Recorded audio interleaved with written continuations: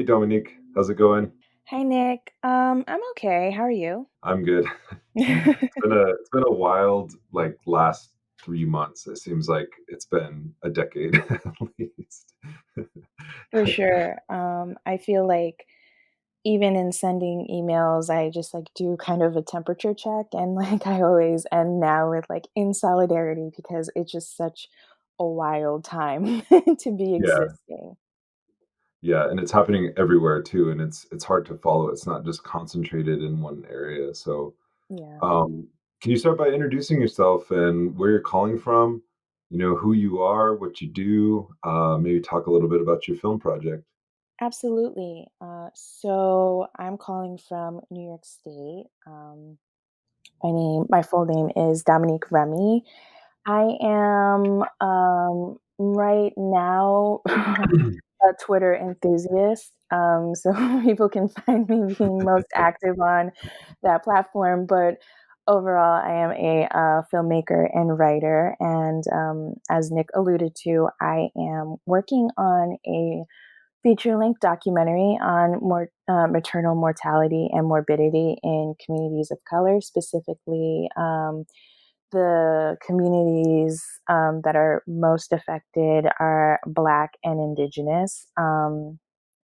And we're utilizing a reproductive justice lens to tell a broader story about those racial disparities. Because what I like to say, which alludes to the title of the film, which is Canary, that like although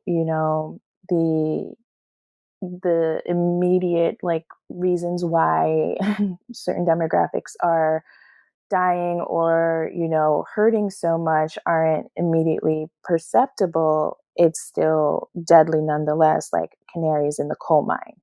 Um, so that is what we're currently doing, me and my very small crew.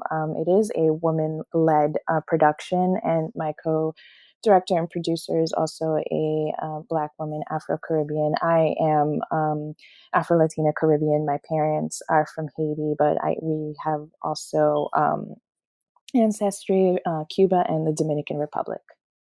You talk about this term reproductive justice, and it might be familiar to many people, but in our conversations prior to recording, you brought up a lot of the history and the kind of movements that brought this term and this politic into being. And I was wondering if you could give like a history of the term reproductive justice and who are the progenitors or the theorists of this particular term, and you know like what do you want people to know about the history of reproductive justice and the movement for not just the health of children, but also the health of mothers and people who reproduce. So the way I came about reproductive justice is actually pretty personal. While I was in film school, I was having a lot of my own reproductive issues around my menstrual cycle. And I also was, a broke grad student, uninsured at the time, and working like as an independent contractor. And like I just did not have any of the resources, like very basic resources to, get my issues checked out. And at the same time, I was also having like this like political awakening, as most people were during the 2016 election and then subsequent, um, entrance of burgeoning fascism in American politics. And I that moved me further to becoming feminist and really entering like a mainstream feminist space. But at the same time, when I was having like a lot of my own personal issues and kind of clinging on to this space that's supposed to be for women, like the liberation of women, and, it talks about choice and things like that, which I think are incredibly important. I just really felt a sense of isolation because I did not see more conversation about other issues that I understood that Black women like myself had. and I just also did not see a lot of Black women in like mainstream feminist places. So I did my research out of all of those things combined. I, did my research and happened upon Dr. Loretta Ross, who, and I saw the term reproductive justice, and I was like, ooh, what is the difference between reproductive justice and reproductive rights? And in that, I realized that reproductive rights is very centered around, constitutional rights to choose and, abortion. And reproductive justice was more comprehensive in tying, you know, the having the right to choose, or who has the right to choose and who doesn't have the right to choose, and parenthood, and having, other aspects of your reproductive life being policed are all tied together. And, it like just really opened up my mind and really painted like a really broader picture, I would say, in the reproductive justice primer that Loretta Ross wrote with historian Ricky Zollinger. They talk about colonialism, like, immediately. Like, even in the introduction, they talk about colonialism and tracing, like, why specific groups of people have been punished in the way that they have been when it comes to reproduction. Um, and, it talks about colonialism, imperialism, and racism, of course. And that's one of the things that the film is actually going to be focusing on is racial disparities aren't because of race, but because of racism. And they also talk about like how racism affects like the material conditions of people. So it really wasn't just like race or class, but both, which is like the eternal conversation that's constantly being had on the left. So that's why reproductive justice, utilizing that lens to a framework to tell the story of maternal mortality and morbidity is really important for me, because it was just so broad, but also like explained so many things. So like even though I was having issues with uh my own reproductive system, I'm not a parent, but I like like Loretta J. Ross says, Dr. Ross says, like, we all reproduce. We all have reproductive lives, whether we choose to be parents or not. That still needs to be taken into consideration, and like that's something that like really spoke to me. And one of the things that I was noticing when I was, doing my research, and Sister Song, which is actually the organization that was born out of the reproductive justice, politic, as you say. That's like their organization and headquartered in Georgia. Um, they were doing so much work with, and they still are doing a lot of work with maternal mortality. And I, really wanted to, for with this documentary, there were so many entry points where I was like, should I talk about the feminist part? Should I talk about like, the issues that I was like having specifically, or just like, the fact that like there's not a lot of Black faces in mainstream feminism. But in the end, the entry point for me in discussing like the broader implications of like society and why people are, specific groups are dying, and like it's not really addressed in mainstream politics, was through maternal mortality and morbidity. So like that's kind of how that the film was born, so to speak, through all of these different things, this confluence of things happening in my personal life. And so in my research, I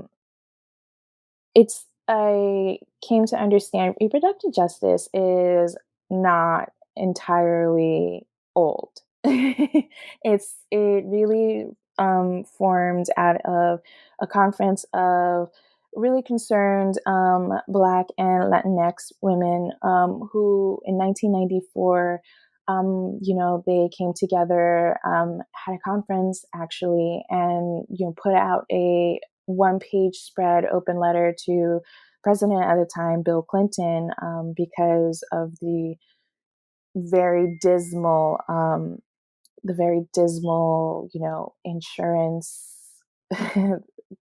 proposition that they were putting out there, the Democrats at the time, because they just tale as old as time with these electoral politic types. It's just incrementalism. It's like they're not even trying to find a universal program, which was what the congregants of the reproductive justice is like 12 people um, who were really concerned about that, and also the Hyde Amendment. And for those of people who don't know the Hyde Amendment, it is this law, which current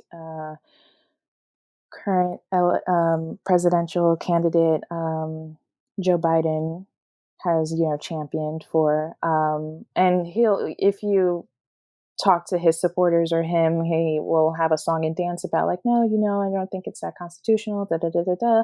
But basically, it just removes people who are on government assistance, healthcare like Medicaid, from even getting abortions, which is part of reproductive care.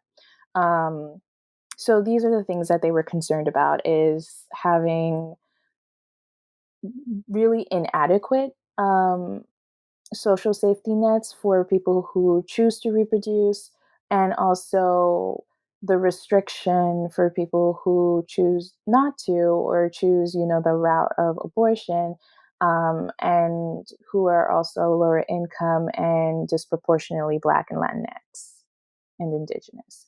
So it's um it's very layered, reproductive justice framework, but I really appreciate that it takes so many things into consideration, that the reproductive rights conversation does not. And like I say, I don't want to pit like rights versus justice, and say that like it's not that important to fight for um, abortion, because that's not the case. I think there's many temperature checks you can do for like the democracy of a nation, and one of it is the rights of the rights of people and how they govern the citizens' bodies. And if it's very restrictive, I feel like that's like a very big red flag in terms of like determining if it's a democratic state or not. But I want to say that reproductive justice, I think, just is more comprehensive, than just looking at our lives through choice, or just like to choose to have an abortion. One of the nurse midwives that I had the pleasure of speaking with about this topic, Nakia Grayson from Choices in Memphis, which is an abortion center, but she's also a midwife and does a lot of like reproductive care. And it also has a trans center for gender affirming procedures and care. She said, listen, the same people that are getting abortions are also the same people that are like having children, and vice versa. Like it's just, it's just part of your reproductive life. It's not one or the other. So like we have to incorporate all of these facets. And I don't know if I answered your entire question. I think there was two other things that you No, asked. no, you totally did. I think you gave a really good history, but also how it kind of weaves in with your personal story and the film itself. And I think it is important to elaborate more on just the rights framework, because the kind of like culture war that rages around choice is often framed around Roe v. Wade, and kind of securing those rights in law, which is important in some regards, but also like understanding what you're pointing out is like the sort of underlying conditions that kind of contextualize the need for healthcare in these ways, but then also how mothers and parents and people who are reproducing or have the ability to reproduce are punished in some ways, or they're criminalized in other ways. And Yes. th- this really gets to a question that that was stirring around in my mind, reading your work and talking to you, that this is really tied to, you said race and class, but you also said colonialism. Mhm. And I think it's important to put this into a larger conversation about kind of like the history of gendered violence, especially with the rise of capitalism. And we often trace kind of gendered violence with the arrival of Europeans, but I think there's some good theorists out there like Silvia Federici who traces gender violence as beginning in Europe, and we can say before Europe colonized the world, it colonized itself. Mhm. And during the age of like so-called uh, discovery, there was a racial system in place in Europe where not all Europeans were like white or considered equal, and that racial system was exported to the rest of the world. There were also a series of like brutal enclosures that removed direct producers from the land and forced them to sell their labor in the form of a wage in the factory system that was arising at the time. And at that point in time, it's not to glorify feudalism by any means, but women had more autonomy.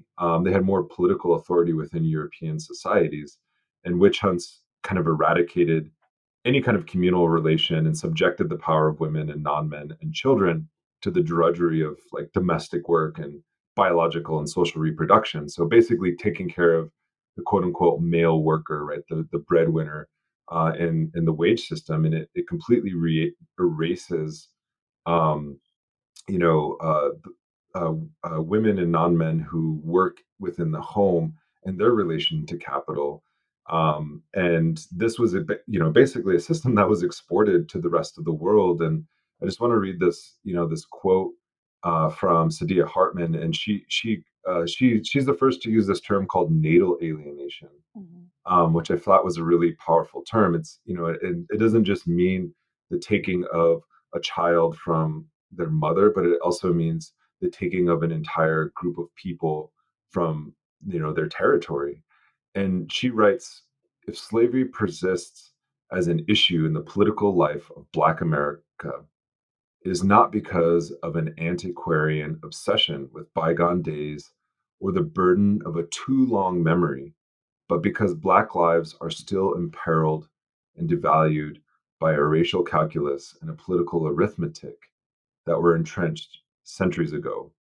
This is the afterlife of slavery: skewed life chances, limited access to health and education, Mhm. premature death, incarceration, and impoverishment. And this is from her book, Lose Your Mother. Yeah.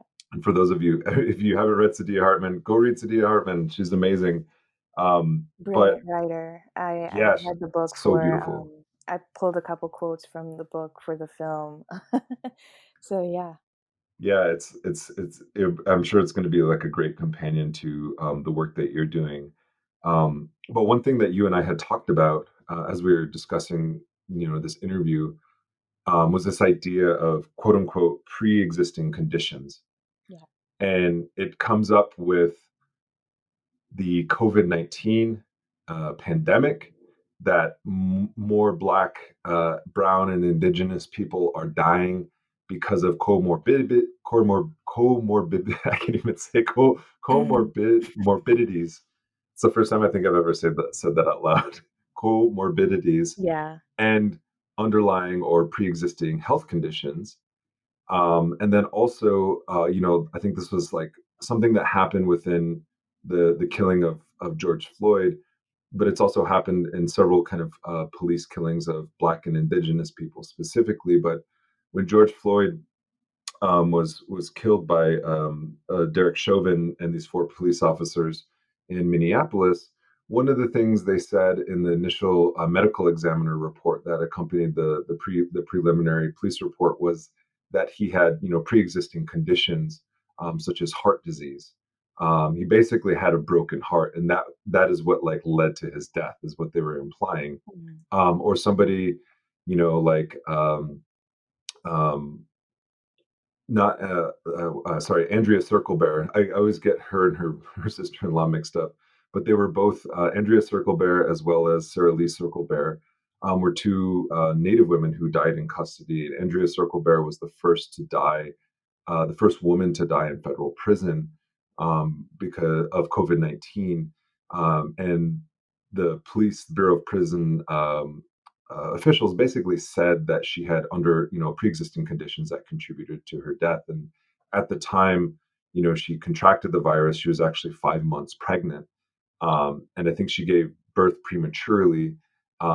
And while she was in prison, and I was wondering if you can maybe elaborate on this idea of pre-existing conditions, what it obscures, and what kind of work does it do? Yeah. I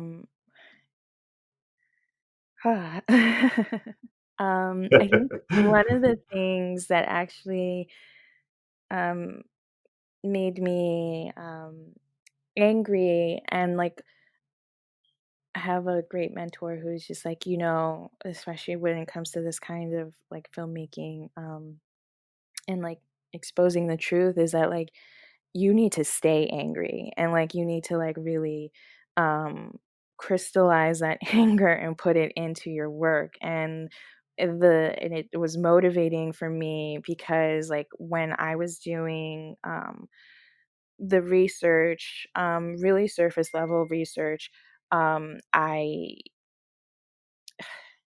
kept finding things like that, like comorbidities, like, so one of the things that happens with maternal mortality, or like when people have died during labor, or uh, afterwards, the number one thing, it's like congestive heart failure or like hypertension. And they'll also talk about like diet and weight. And you hear stories about black women saying like they've been told that they have to like lose a certain amount of weight to have children. And the way that's told, it's not really in the nicest way, and it's kind of like blaming their bodies if something ends up going wrong.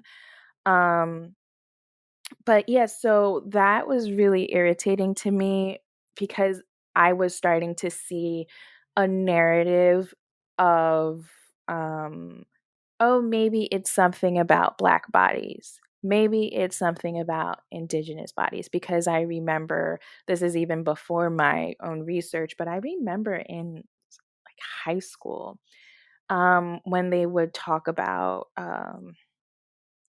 the Trail of Tears and that legacy, now being reservations. And they would always bring up, like the life span of Indigenous people. And they would say like it's shorter because of these kinds of circumstances. So it's just like diabetes and hypertension was like the two things I would always hear, is that like Native Americans have like the high have really high rates of diabetes and hypertension, and so do African Americans. And that's especially, they talk about like African American males like having like the shortest, like, life, is lifespan the right word? I feel like that might not be the right word. I think they say like life expectancy. Expectancy, there we go, that's the word. Um, I, yeah, so life expectancy, yeah, that's the right, yeah, that feels right to me. So they would, bring that up, and in my research, I would see that, and I would start to see like this really insidious narrative about like, well, these types of people are just more prone to having these types of diseases, and like that's just it. That's just because, they're Black or Indigenous, or, mestizo or something like that. And I'm like, that doesn't seem right. And I say that even as someone who, my father had diabetes. My mother also, um, my grand um, my grandmother did, on my father's side and on my mother's side, and I have a great uncle who has diabetes. So like, and they also are paired with hypertension and sometimes cholesterol. So like, I understand how prevalent it is in people who look like me. We're black. But still, that doesn't lead me to believe that, like, because, we were born black, that that's something that just, like, kind of blooms. It's a rite of passage to have diabetes or hypertension or cholesterol. Um, so that was something that was really, it didn't fit right. It didn't seem right. And that's where the investigative part of me comes in, trying to understand, like, the root cause. And what I have come to understand is that these diseases, especially if they're like metabolic nature, like that doesn't just happen.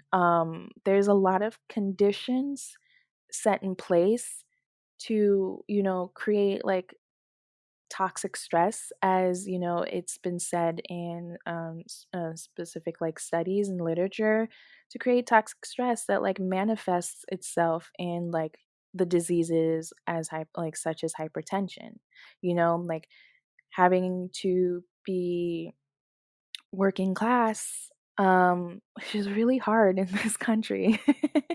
um uh, and then also working class, but also like living in neighborhoods that probably have been historically redlined, and that legacy. And there's such things as like environmental racism. So many, I used to live in the Bronx.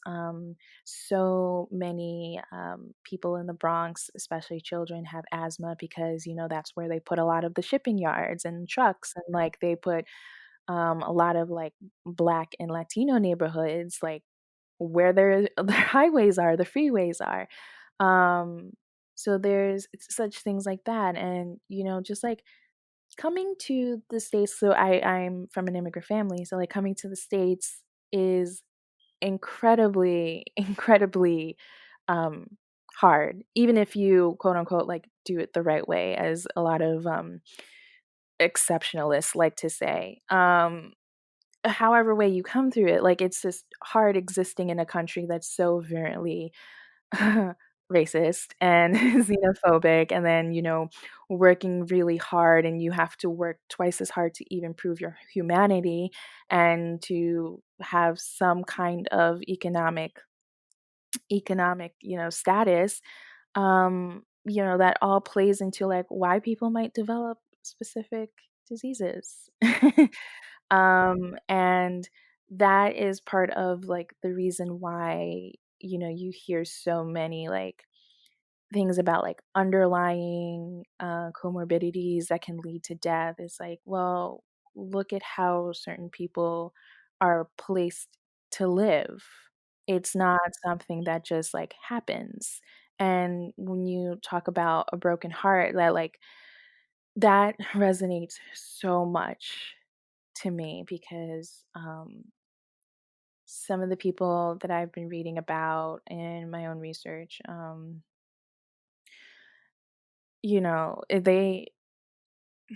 they just like had to operate so much so on like survival mode. And there's just, there's fleeting moments of joy, of course.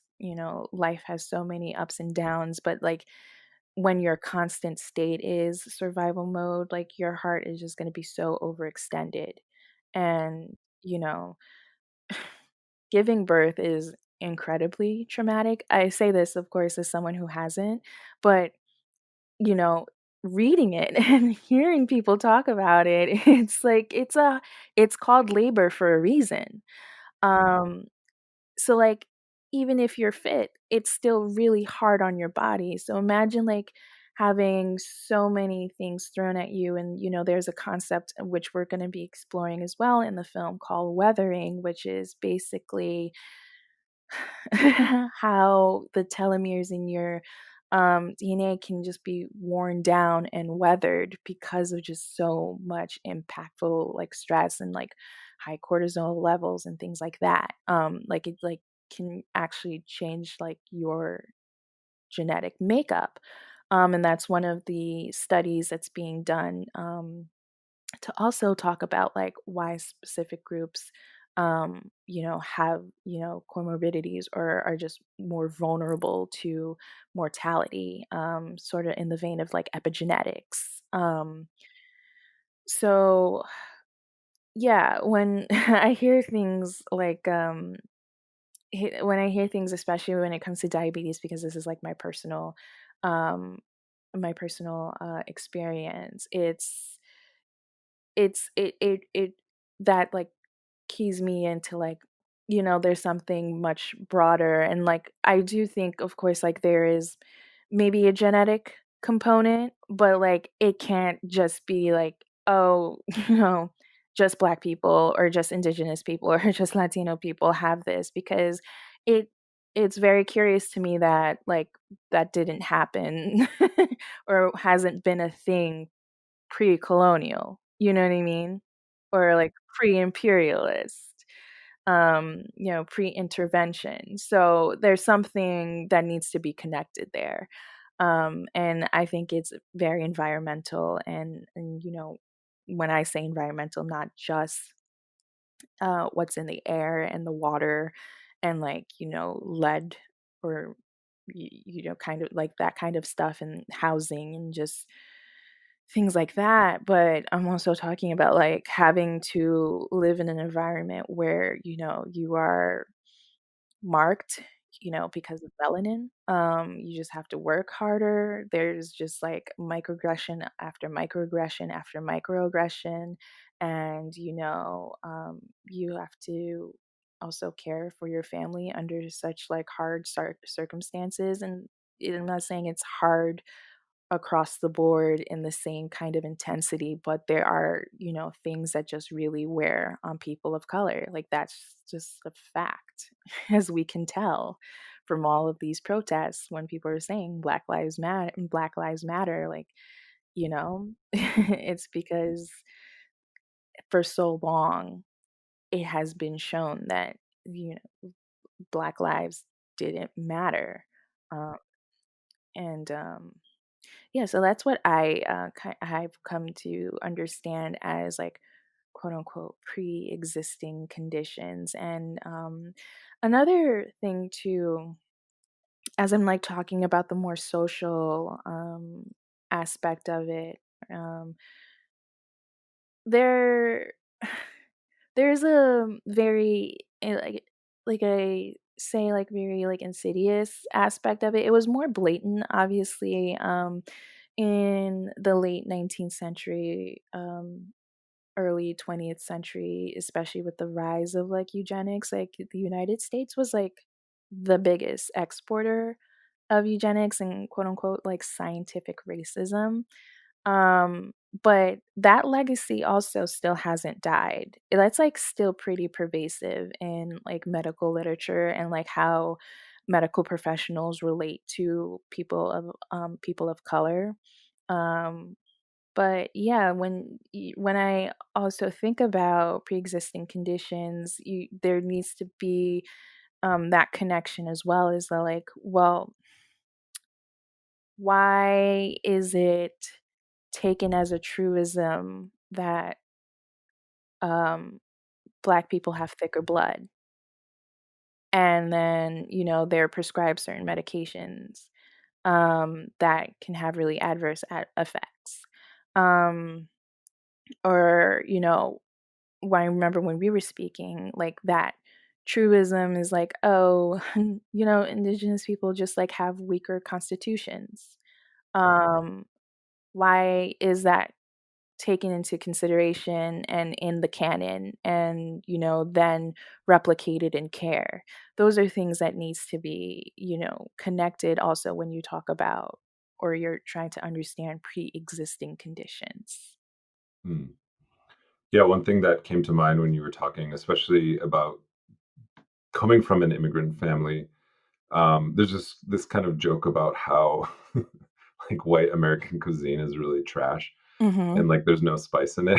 Mhm. and I was thinking about this because as somebody who grew up, in the heart of like white America and like rural South Dakota, like everything that we ate was like white bread, white dairy, white sugar.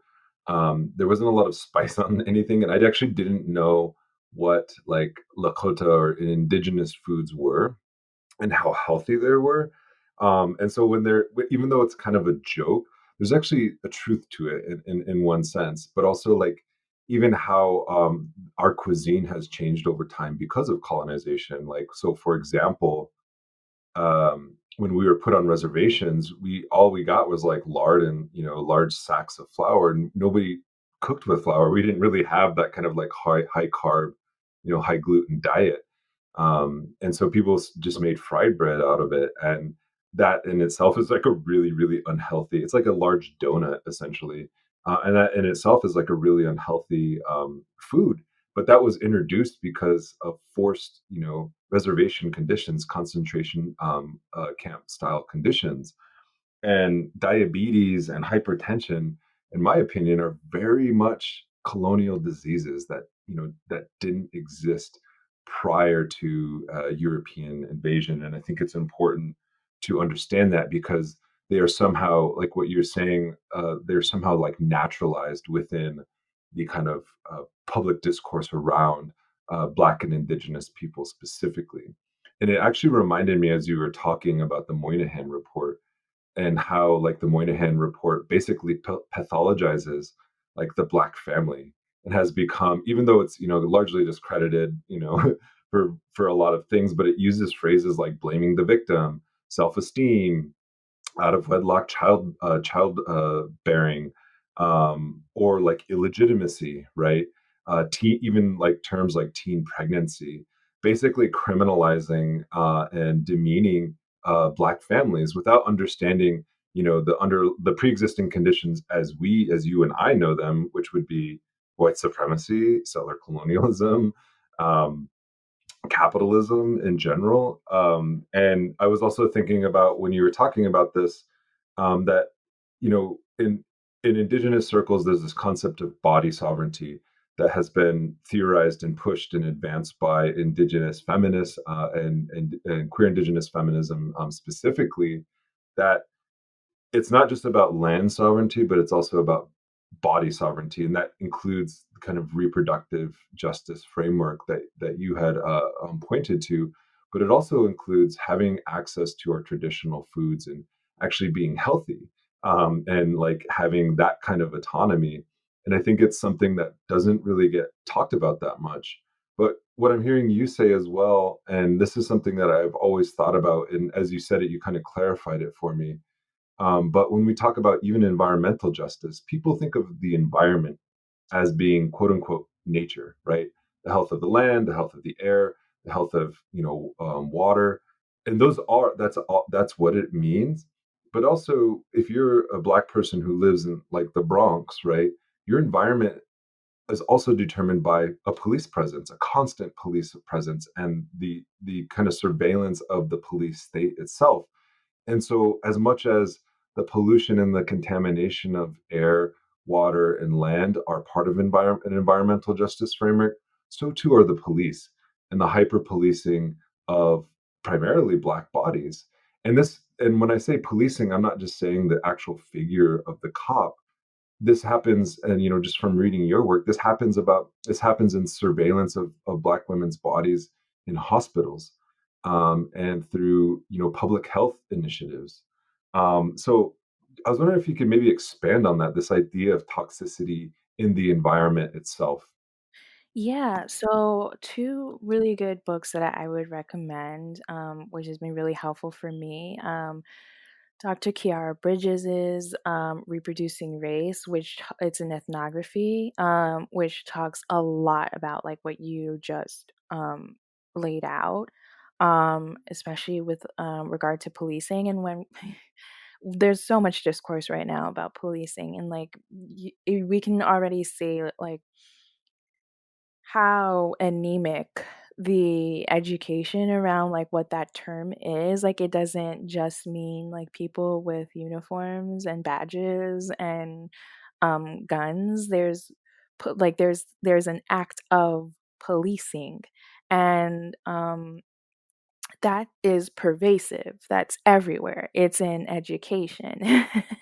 It's Right. in social work. It's in the hospital. It's in the doctor's office. It's, sometimes at work.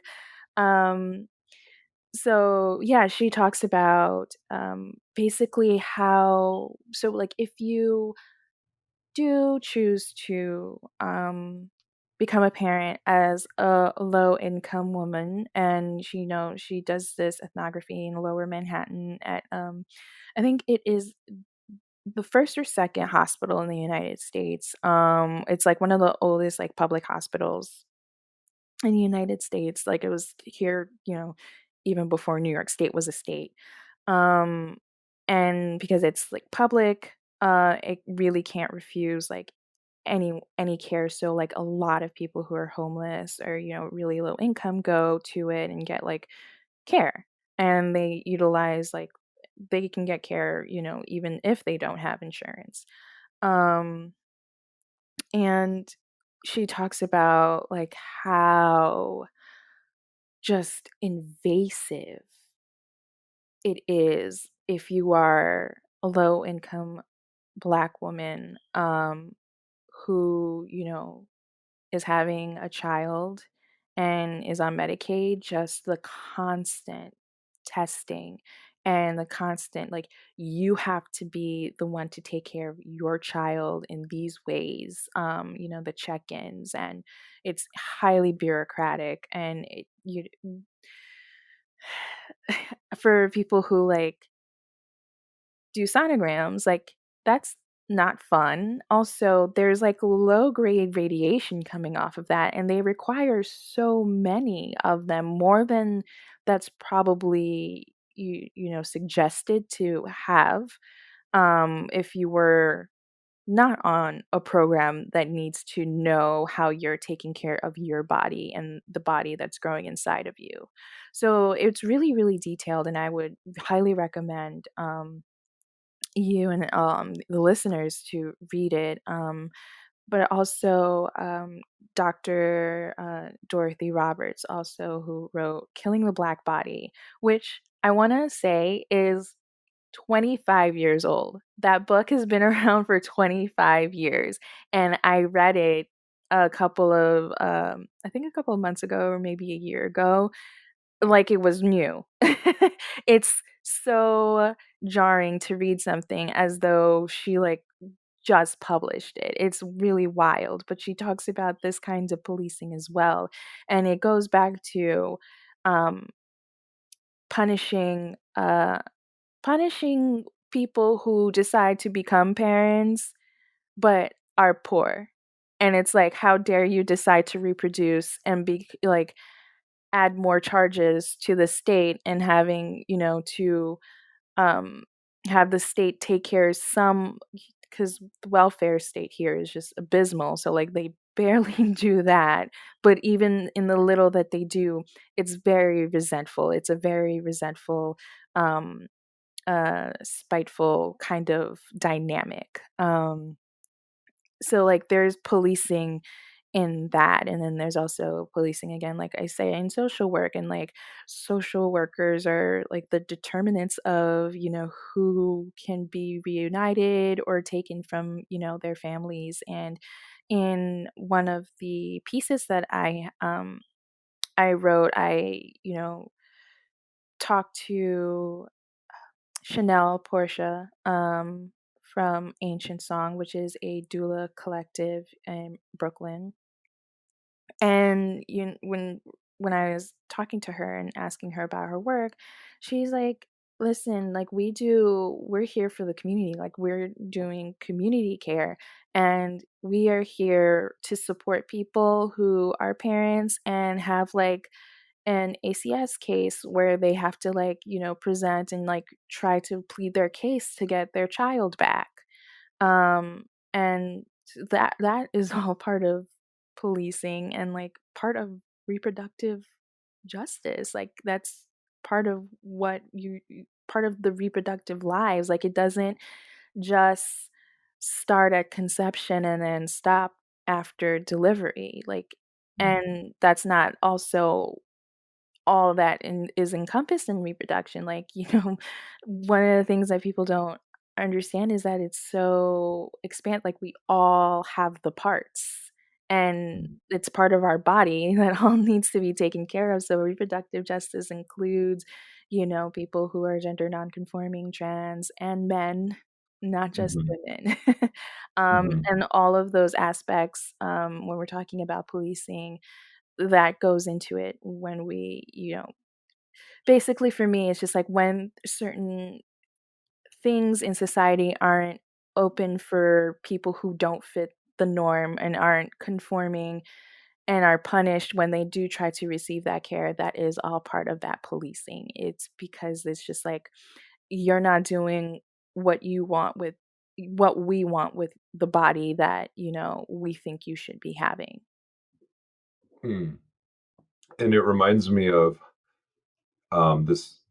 You and I had this conversation about how the term genocide, its uses and misuses, but oftentimes in this country, even though this country is founded on indigenous genocide, it's not like readily acknowledged.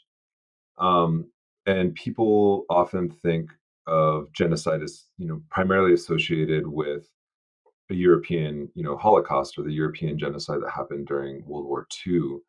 And if you just look at all of the examples that you're talking about and the processes of controlling specifically Black, Indigenous, and Brown women's bodies and how they reproduce, but also other people and how they reproduce and preventing that reproduction, it could be categorized as genocide, and that's something that a lot of folks maybe wince at and maybe like, oh, that's now you're just abusing the term. But if you think about just child removal in general, if we just take that aspect of it, the removal of children from their mothers, you can look at the centuries of African slavery and the removal of children from their parents, right, and their families. That technically counts as a form of genocide, or even the removal of indigenous children from their parents, which happens to a large degree to this day. It's why we have protections like the Indian Child Welfare Act, which is being attacked by primarily libertarian and right wing forces who see it as also an assault on indigenous sovereignty. But I'm just going to read the Article 2 of the Convention on Genocide from the United Nations, which defines genocide as any of the following acts committed with intent to destroy in whole or in part, right? People are like, oh, well, if genocide was committed, why are you still here, right? It's in whole or in part, right? And it's also the intent against a national, ethnical, racial, or religious group, such as one, killing members of the group, which I think most people think of genocide as is like kind of the act of like murder and homicide. Two, causing serious bodily or mental harm to members of the group. And if you just think about the question of toxicity as you laid it out, it's entirely systemic in this nation, right? To basically police indigenous and black people the way that you laid out. That's not just the police officer themselves, but it's the entire system. Three, deliberately inflicting on the group conditions of life calculated to bring about its physical destruction in whole or in part. Again, that seems to apply. Imposing measures intended to prevent births within the group. This one's a really key one because there is documented evidence of forced sterilization of indigenous black and brown people, but also thinking about the forced sterilization of places like Puerto Rico. I'm sure it happened in other locations as well. Um, five or excuse me, sorry, lost my spot. Five, forcibly transferring children of the group to another group. That's child removal, right? And then the Article 3 defines crimes that can be punished under the convention, which is a genocide, B, conspiracy to commit genocide. Three, direct and public incitement to commit genocide. Three, attempt to commit genocide, and the last one is complicity in genocide. And I would say that the United States is guilty in almost all of those regards. And can you just talk about like why the genocide framework is important, and maybe just focus in on like reproduction, but also child removal and the destruction of Black, Indigenous, and Brown families? Absolutely. Yeah. So, as you were as you were talking, as you were laying it out, and you did mention it, but before then I was like, yeah, and forced sterilization. Like, I can't believe like that was something that was actually done.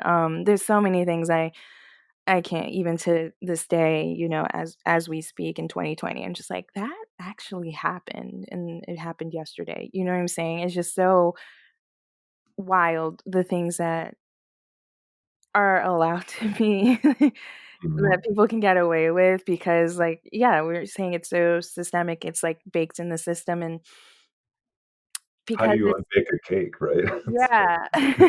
And because like certain groups of people, the majority, and I would say basically white, don't encounter this as upfront as other people would, it kind of just is like, oh well, it's bad, but it's not as bad as genocide. But like it it is, especially when we talk about all of the like when we talk about all of these aspects to try to eradicate specific groups of people. And like you said, like, people will say like, oh, then if it's genocide, why do people exist? Like the Holocaust happened, and I think the entire Jewish population is now more than what it was at the time, like a little bit after, that tragedy happened. So repopulation is a thing, people. There's such a thing. That's what we're talking about, reproduction. So like people still will, children will still be born, families will still be made in communities that are very vulnerable to these kinds of attacks. So like that off the table, I don't even entertain those kinds of like conversations like why do people still exist? Like that to me is so sociopathic to even ask. But yeah, so when I was doing this my research, that very very clearly jumped out to me that there is I think conspiracy is a good term. There is just something coming together when I was doing my research. I was like, this is very strategic. It's very coordinated um, in everything that is done to, like we were talking about, police specific bodies and to make sure, that, we'll punish them so bad. Like if it's a single mother who's on Medicaid and she's with her third child, we have to punish her so bad that she like does not think about having another child. And, even more blatantly during, it had to, it's like the second wave feminism, right? Yeah. So like feminism and then also abolition and, those progressive movements that were, coming out, post slavery, um, and during Reconstruction, and when we talk about Margaret Sanger, and I mentioned scientific racism and eugenics, that's also a thing. Literally birth control, um, and that is very tricky because when it's decided by the individual that it's done for them and their purposes, that goes into like the sovereignty that we're talking about, or that goes into like the agency. And that is like a form of like personal. liberation and having those rights to back you up, that you can have this and no one tells you that you are only made to have children, so you can have this. But when it is used to curb the population, you mentioned Puerto Rico, and a really great book, How to Hide an Empire by Daniel Immerwahr, goes pretty, like, does really extensive research into this. The reason why Puerto Rico was chosen as a quote unquote laboratory to test out birth control and especially IUDs was because it's a colony, still proprietorship of the United States, but like at the time it was like an active colony, and it was a colony of mostly non-white people. And one of the things to determine if, especially in the United States, if a territory was going to be a state, was how many white people were on, like, in the territory. And that's also another reason why there's like a massive push out west to, shuttle Native Americans into reservations or just outright kill them. There's also part of the genocide. But going back to Puerto Rico, they wanted to curb the population because they thought it was too many non-white people who would be folded into the American empire. Um, so like this is this is what we're talking about when we talk about like colonialism and imperialism and white supremacy and capitalism, because part of that also had to do with there's such high rates of unemployment in Puerto Rico, and like they also just like did not want to like actually support financially, um which is a pattern of the states. um but yeah, when we talk about that and we talk about like reproductive justice and maternal mortality, and like it's so big and broad, and people are like, how do all of these things, and then now you're throwing in genocide, how does that all factor into it? Is, for me, it's like all of these things create the conditions that create an environment that's really maladjusted for people to reproduce. So that's what it comes down to. It distills, like, it's all of this that is a distillation, and it happens at the intersect, like, it happens at reproduction. Um, it happens in many places, but for the purposes of this film, it happens at reproduction, and that's why people who, unfortunately pass away, you know, during labor delivery or even after, I consider them the canaries in the coal mine because people, it's so invisibilized.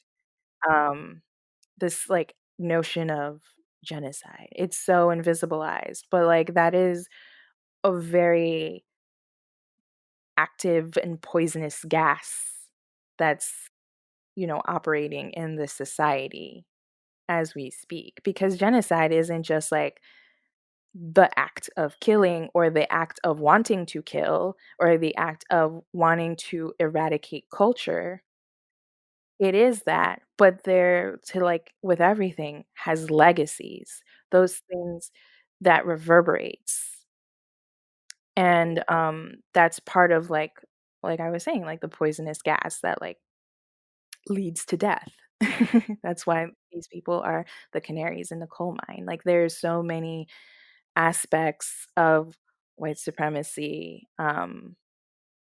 It's like the superstructure, you know what I mean? Or like the superstructure rather, in my understanding, is like capitalism and all of these things that reinforce it. So it's like white supremacy, and then there's colonialism, and then, the primitive accumulation of capital through colonialism, and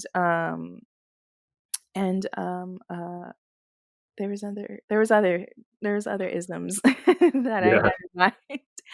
But it But yeah, it's all of these big things that have these legacies and reinforce each other in ways and that really affect groups of people who are, it's created to specifically subjugate, and it happens, and nothing happens in a vacuum. So like all of these things that have been instilled and institutionalized and you know in the broader culture that affects the quotidian life. mhm. So I really want to thank you, Dominique, for coming on the show.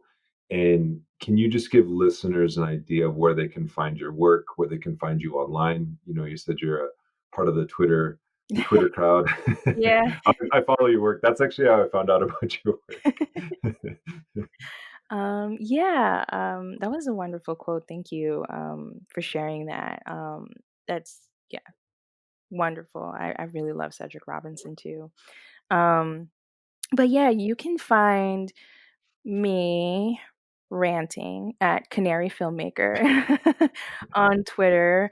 But more seriously, you can follow, the film's progress at Canary underscore film on Twitter. And I also am, we're in the midst of a fundraising, crowdfunding campaign, which is still up. We are looking to secure financing for the first leg of production, although it's currently paused because we want to be very safe with ourselves and subjects in the midst of COVID. We do plan on actually grabbing some footage so that we can have a proof of concept and a really nice, trailer and, some content out there so people can really see like the direction that we're going in. Mhm, People who are, really supporting us. And there's a lot of content that I actually want to produce that will be underneath the umbrella of the film that, I want to put out there. So that's what we're crowdfunding for. And yeah, filmmaking is kind of expensive because of capitalism. So as I talk about solidarity and community care, we are really utilizing that aspect of the community in terms of the filmmaking. And we ask that people either share our mission or contribute if they can. So